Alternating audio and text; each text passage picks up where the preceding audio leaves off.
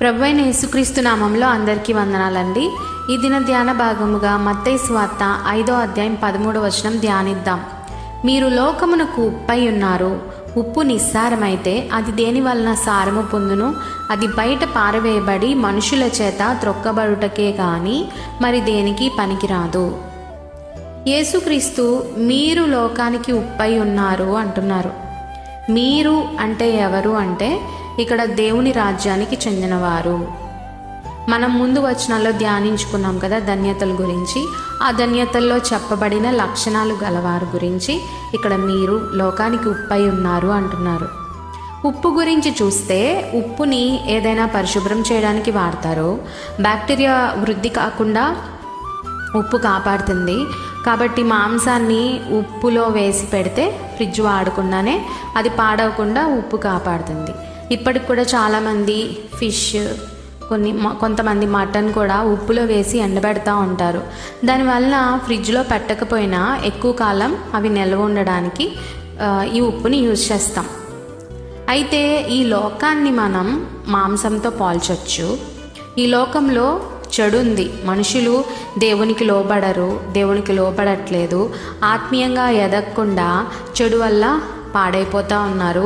వాక్యాన్ని వింటారు, పాపాలు ఒప్పుకుంటారు, మళ్ళీ తిరిగి వెళ్ళి పాపం చేస్తూ ఉంటారు. చూడండి, యూదా జనాంగం మళ్ళీ దేవునికి అవిధేయులుగా బ్రతుకుతూ ఉంటే దేవుడు వారు పశ్చాత్తాపడాలని ప్రవక్తల్ని పంపుతూ ఉంటాడు.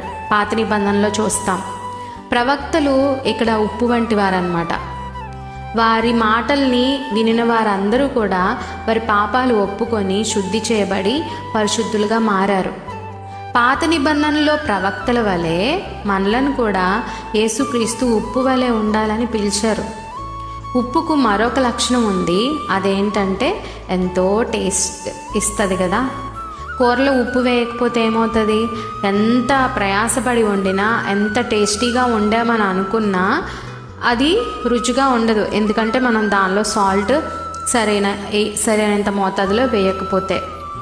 చిన్న ఉప్పు రవ్వ చాలా ప్రభావం చూపిస్తూ ఉంటుంది.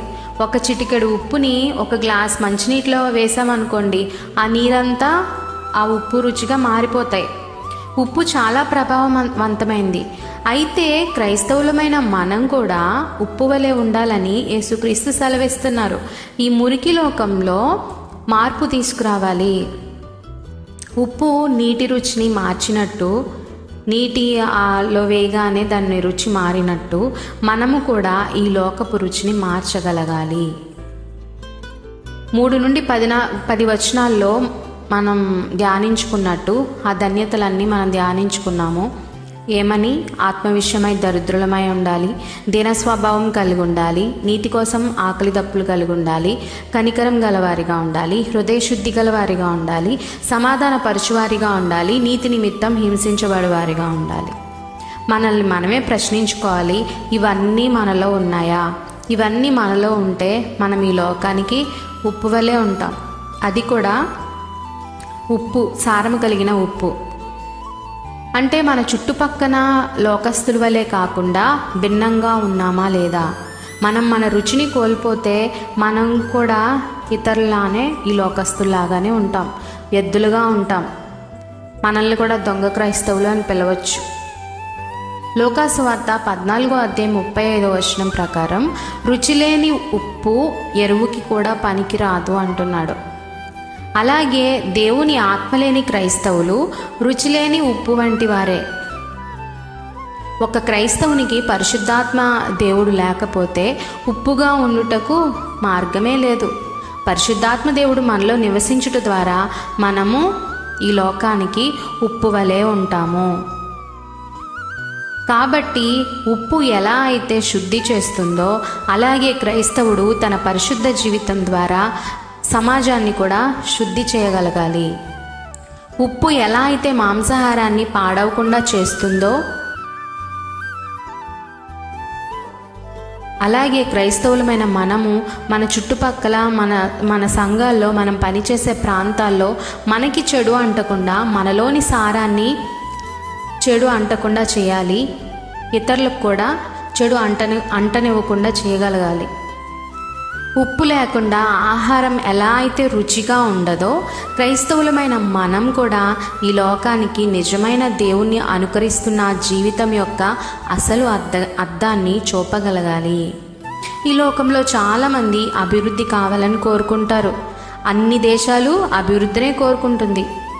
అభివృద్ధి అంటే ఏమని అనుకుంటారు? లోకంలో రోడ్లు వేయడం, వసతులు కల్పించడం, టెక్నాలజీని డెవలప్ చేయడం, ఫ్యాక్టరీస్ కట్టించడం, ఇదే ఈ లోకానికి తెలిసిన అభివృద్ధి. కానీ దేవుడు కోరుకుంటున్న అభివృద్ధి ఇది కాదు. మనుషుల్లో ప్రేమను కోరుకుంటున్నాడు, సమాధానం ఉండాలని కోరుకుంటున్నాడు, క్షమాపణ ఉండాలని కోరుకుంటున్నాడు, రక్షణ ఉండాలని కోరుకుంటున్నాడు. ఆత్మీయ అభివృద్ధి లేకపోతే సామాజిక అభివృద్ధి ఎంత జరిగినా వృధానే కదా. కాబట్టి ఈరోజు మనల్ని మనం పరీక్షించుకుందాం. నా జీవితం ఉప్పులాగా ప్రభావం చూపిస్తుందా? నా చుట్టూ ఉన్న వారిని దేవుని దగ్గరికి నేను నడిపించగలుగుతున్నానా?